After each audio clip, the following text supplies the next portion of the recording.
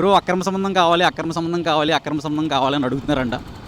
Actually నేను evening బయట తిందామని బోర్ కొట్టి అటు తిరిగి ఎటు వెళ్ళాలో తెలియక వెంట బ్రో కేఫ్ అగైన్.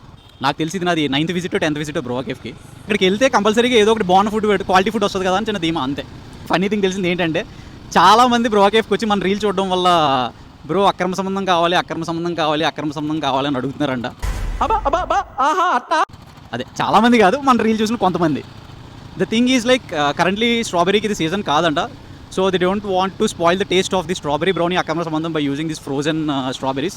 మళ్ళీ సీజన్ వచ్చినప్పుడు ట్రై చేయండి. సరే ఎన్నెన్నో అనుకుంటాం, అన్ని జరుగుతాయి ఏమిటి. Most underrated item of Bro Cafe ఏమైనా ఉందంటే అది chicken wings rice bowl.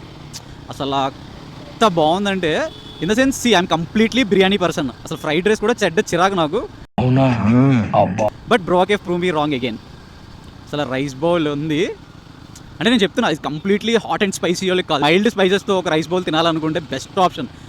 Second item watermelon mocktail with loaded french fries. Last time Yanam రైడ్కి వెళ్ళాక బ్రో కేఫ్కి వెళ్ళినప్పుడు ఒక 6 to 7 పీపుల్ డైరెక్ట్ రైడ్ నుంచి మేము బ్రో కేఫ్కి వెళ్ళిపోయాం.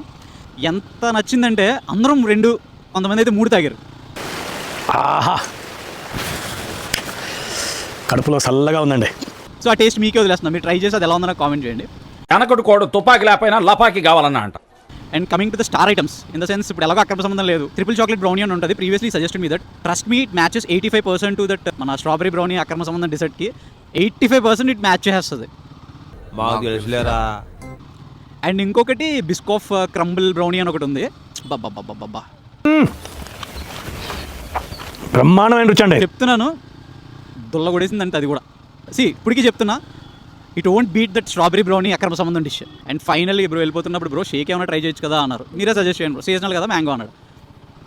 అసలు అది అలా టేస్ట్ చేయగానే అసలు చల్లగా దిగిపోయింది, భలే అనిపించింది. అది కూడా ఇందువదన కుందరదన మందగమన మధుర వచన వావ్ సూపర్. అసలు అది కూడా క్వాలిటీ వల్ల మంచి టేస్ట్ వచ్చింది దానికి కూడా.